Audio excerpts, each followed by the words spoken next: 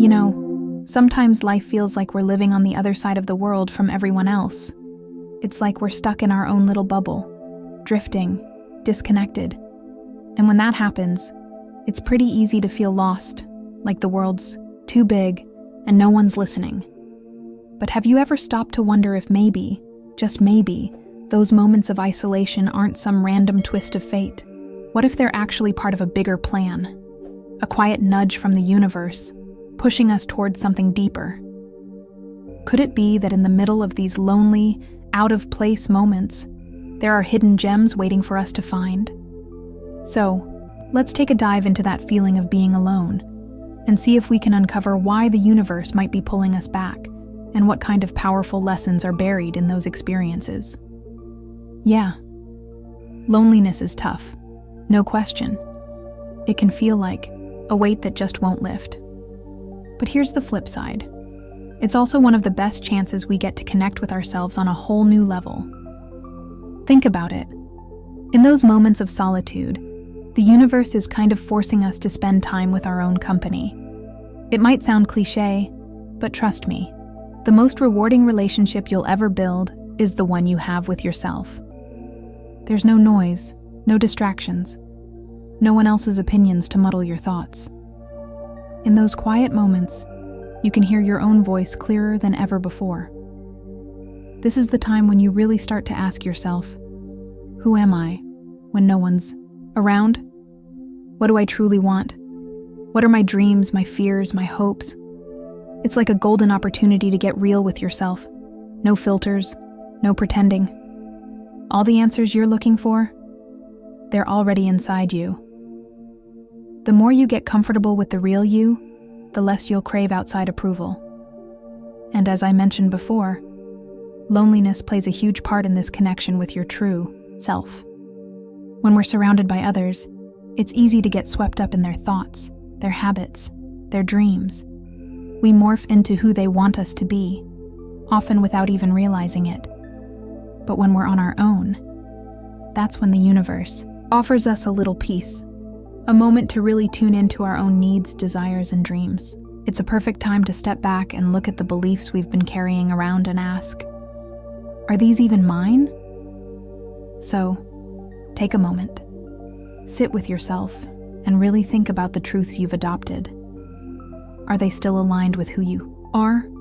Maybe you've been living by someone else's rules, even without knowing it. Solitude is a chance to shed those borrowed beliefs and reconnect with your own truth. It's like a spiritual cleanse, a deep reset that realigns you with your authentic self. And trust me, you'll be amazed at how strong you are once you realize that you are your own source of strength. It's like a light bulb moment. When you have no one else to rely on, you discover that you have everything you need inside you. Being alone at first might feel like a spiritual test, but over time, it becomes a life skill you'll need to navigate this crazy world. You start solving your problems on your own, making decisions that truly serve you, and taking care of yourself in ways you never thought possible. And once you get the hang of that, something incredible happens. You gain freedom. Real freedom. You stop depending on others to fill in the gaps or fix everything. You realize that you are whole, and no one else can complete you. Now here's the thing about isolation from the universe. It's not about turning us into loners. No way. It's about preparing us for real, unconditional love, friendships that fill us up, and family bonds that can't be broken. When we learn to love ourselves first, we attract relationships that complement our lives, rather than complicate them. Our connection with others becomes richer, deeper, and more authentic. And that, my friend, is the path to not just love, but to something way bigger. A true, lasting connection with the world around us, rooted in our truest selves. When we experience a true, soul-deep connection, everything shifts. Suddenly, every interaction feels like gold, like a rare gem we can't take our eyes off of. And when we meet someone who vibes with us on that level, it's not just about appreciating them. It's about valuing them in a way that's almost sacred. This is where the real magic of human connection comes alive. But here's the kicker. While that connection with others is priceless, the wisdom we gain from being alone teaches us just as much. It's in our moments of solitude that we start to figure out what we'll tolerate and what we absolutely won't. It's in these quiet times that we come face to face with what self-respect really means. When we're alone, the universe, like a quiet guide, is helping us realize our worth. We start standing tall, shoulders back, not letting anyone push us around or make us feel small. And as we embrace this newfound self-love, we get the strength to set boundaries. Let me tell you, setting those boundaries, it's not selfish. No, it's self-love. And it doesn't just protect us, it transforms everything around us too. Our relationships shift, becoming more balanced, more harmonious, more real.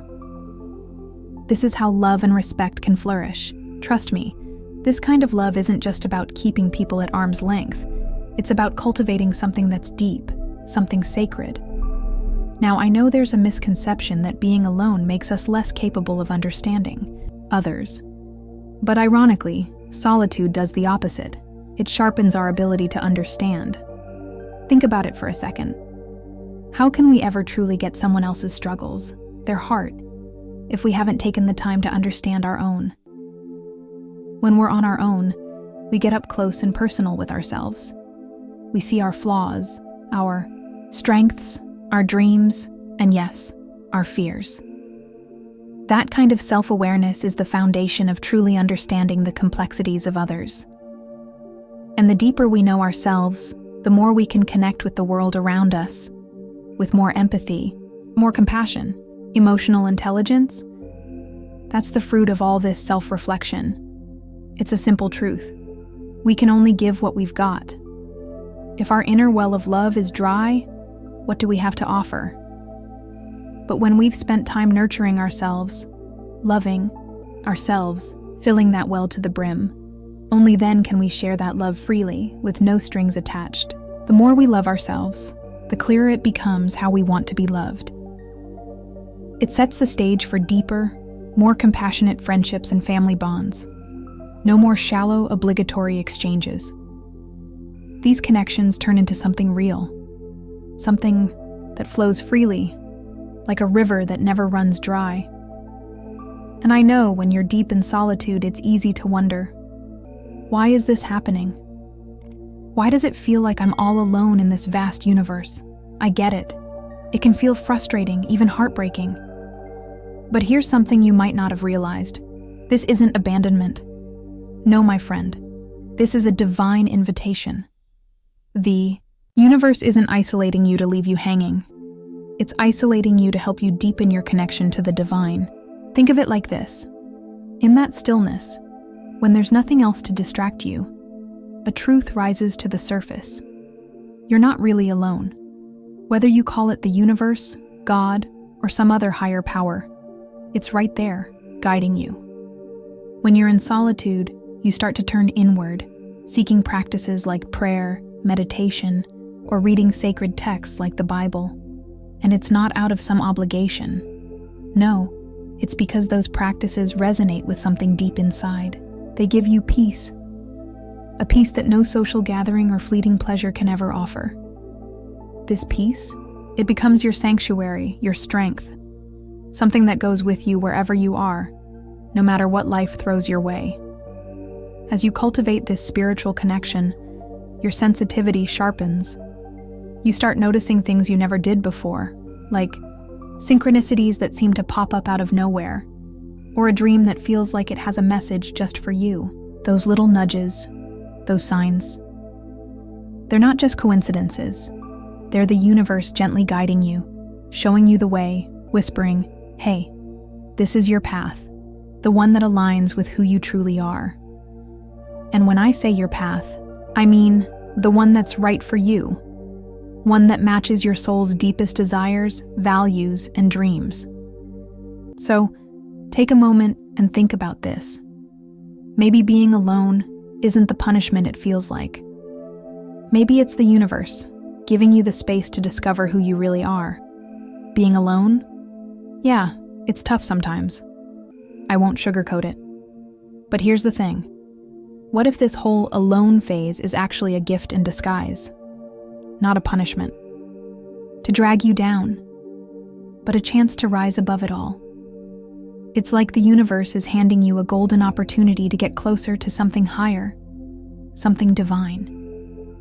In these quiet moments, when the noise of the world fades away, you get to dig into the messy, beautiful complexity of life. And here's the kicker. You're not alone in it.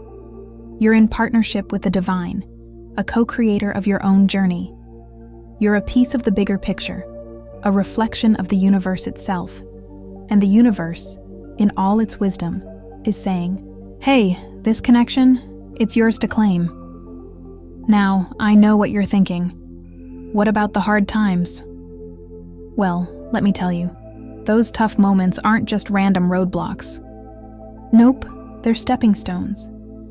Seriously, every challenge, every setback is just a lesson waiting to be learned.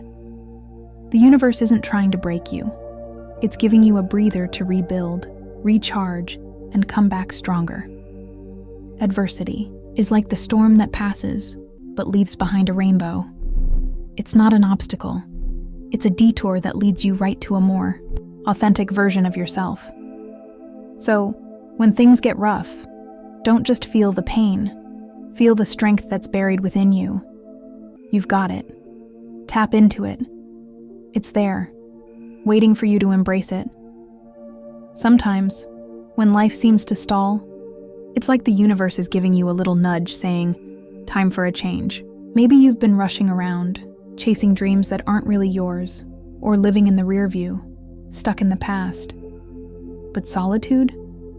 That's your time to slow down, reassess, and make sure you're headed in the right direction. It's not just a pause. It's a sign that something bigger is coming. Maybe you're about to walk a path that fits you, your soul, your deepest desires. The universe might be pointing you to a journey you didn't even know you needed. And let's talk about the beauty of now. We spend so much of our time chasing what's ahead, or clinging to what's behind. But in moments of solitude, you get to see the beauty of right here, right now. The present moment is a treasure. Solitude also holds the power to heal. Believe it or not, it's like the universe knows exactly what you need, and it's got a plan to help you patch up those soul wounds. The traumas, the scars that run deep, they don't just disappear. But when you give yourself the space to heal, when you sit with those wounds, something incredible happens. It's like you're being set apart for a reason, to focus on your heart, your spirit, and your healing. The universe is always working behind the scenes to help you put yourself back together. Life's deepest wounds? Oh, they don't just fade away. These scars, often called traumas, tend to stick around like uninvited guests, following us through the twists and turns of life. If we don't face them, they seep into every inch of our being, like a shadow that never quite leaves. They affect how we see ourselves, how we connect with others, and even the dreams we dare to chase. But here's something I really want you to get. The universe, God, the divine, it knows. It knows our struggles. It gets that if we let these wounds go untreated, they can spoil the beauty of the life we're meant to live. Some folks think that trauma is just a personal thing. But let's be real. It can be so much bigger than that. Sometimes the pain we carry didn't even start with us. It could have been passed down through generations, like a heavy, invisible burden we didn't ask for but still have to carry. Other times it's something personal, something deeply tangled with our current life, or maybe even past lives. Whatever form it takes, whether it's ancestral, generational, or just your own, it demands our attention. And the best place to give that attention? Solitude. When we wake up spiritually, it feels like the universe hands us a mission. To break the chain, to stop the cycle of pain that's been playing out for who knows how long. So, you might find yourself asking, why me? Why now? And you know what? The answer is simpler than you might think. You're ready. You've got the awareness, the spiritual tools, and the strength not just to face these traumas, but to heal them. In solitude, we're more than just alone. We're chain breakers. We stop the cycle in its tracks and then flip it around. We turn years, or heck, even centuries, of pain into something powerful. We transform it into lessons, into wisdom. So, trust the process. Trust that you've got what it takes. Believe in your own strength, in the fire inside you that refuses to be snuffed out. Your loneliness? It's a gift. It's the gift of healing, not just for you, but for your entire lineage. It's a gift for a world that needs the light you've fought so hard to uncover. But here's the kicker. On the other side of this, you'll realize that you were never truly alone. Nope. You've been cradled by the divine all along, embraced by a force that believes in your power to heal, to love, and to transform. This moment of solitude is yours. So take it, embrace it, cherish it.